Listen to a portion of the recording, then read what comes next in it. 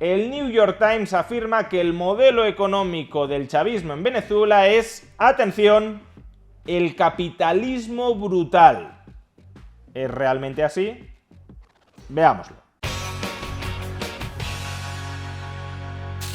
El fraude electoral en Venezuela perpetrado por la oligarquía chavista en las elecciones presidenciales de este pasado domingo ha sido tan obsceno que en estos momentos son muy pocos los que se siguen atreviendo a negar lo evidente. Y lo evidente es que Venezuela es un completo fracaso, no solo en el orden económico, el mayor colapso económico de las últimas décadas, sino que también es un completo fracaso en el orden político.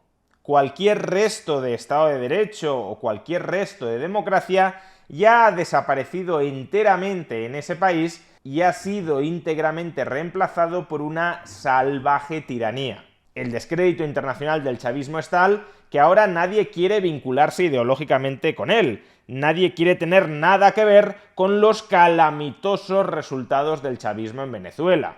Es verdad que todavía los hay que a estas alturas continúan defendiendo el régimen. No sabemos si porque tienen la vista muy corta o el bolsillo muy lleno, pero en cualquier caso cada vez son más, y es comprensible, que quieran tomar distancia de esa calamidad económica, social y política que es la Venezuela chavista. Porque claro, cualquier persona que diga en público mi modelo económico, social y político para mi país es la Venezuela de Hugo Chávez o la Venezuela de Nicolás Maduro, cualquiera que venda su ideología en estos términos cae de inmediato, ipso facto, en la muerte intelectual.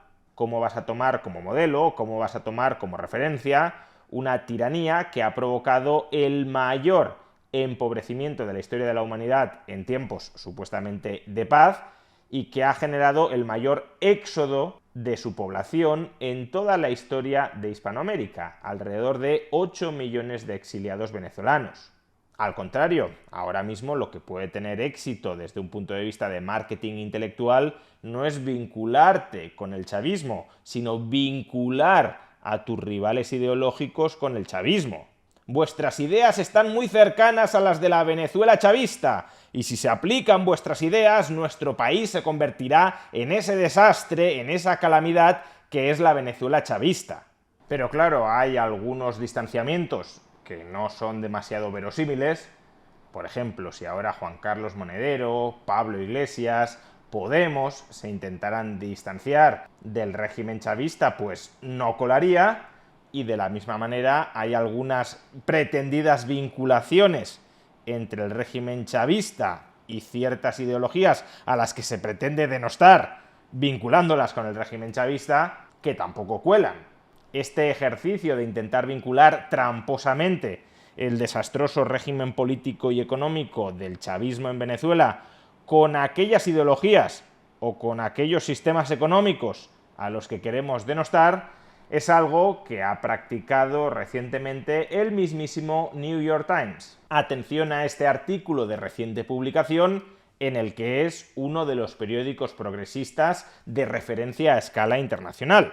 El autócrata de Venezuela se declara ganador de unas elecciones contaminadas.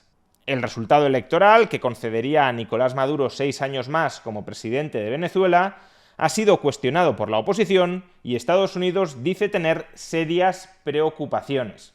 Es decir, que hasta aquí parece bastante claro que el New York Times no siente demasiadas simpatías con el chavismo, y es normal, habida cuenta del desastre político y económico que ha supuesto el chavismo para Venezuela. Sin embargo, sigamos leyendo para ver a quién o a qué le intenta endilgar el New York Times la responsabilidad del desastre del chavismo en Venezuela.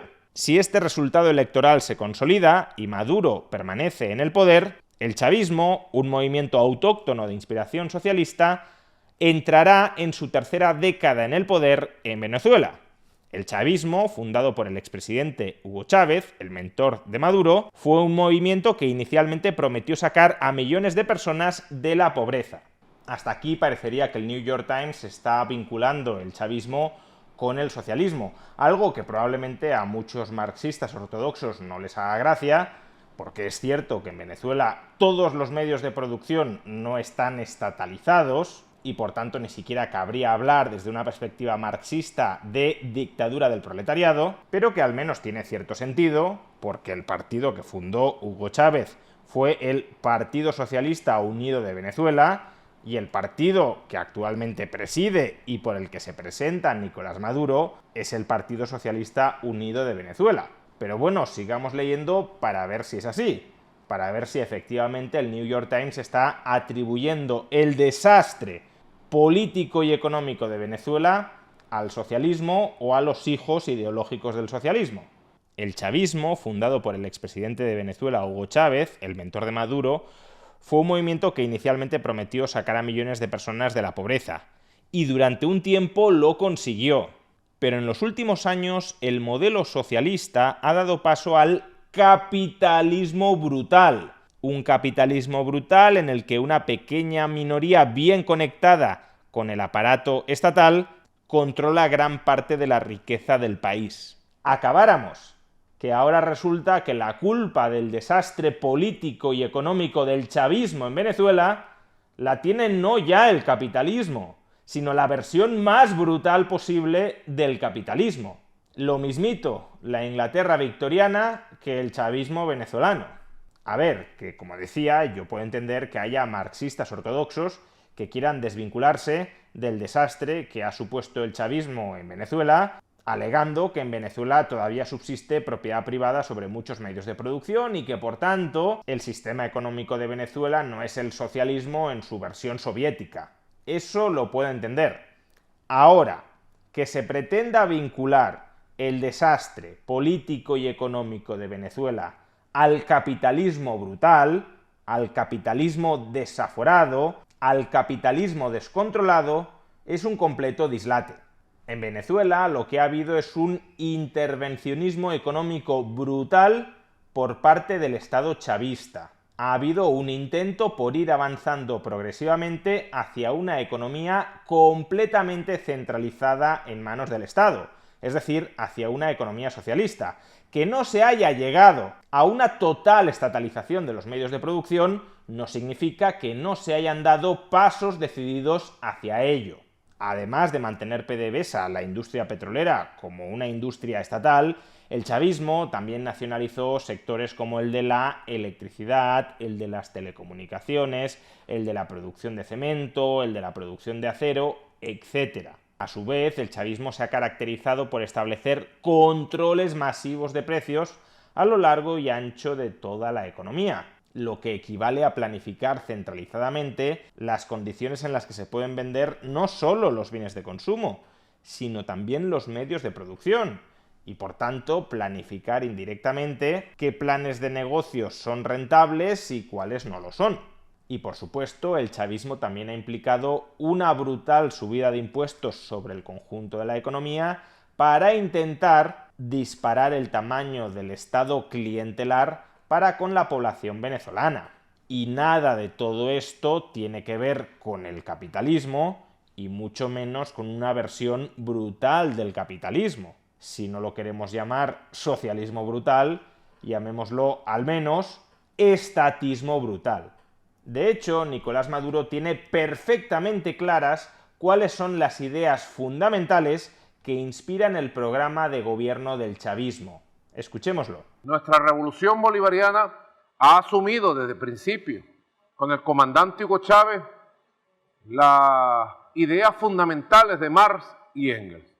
La idea del materialismo histórico, la idea de la dialéctica materialista y la idea de la búsqueda de la utopía posible, de la utopía concreta hacia el futuro de una humanidad con un socialismo con particularidades de acuerdo a todas las regiones y países y culturas del mundo.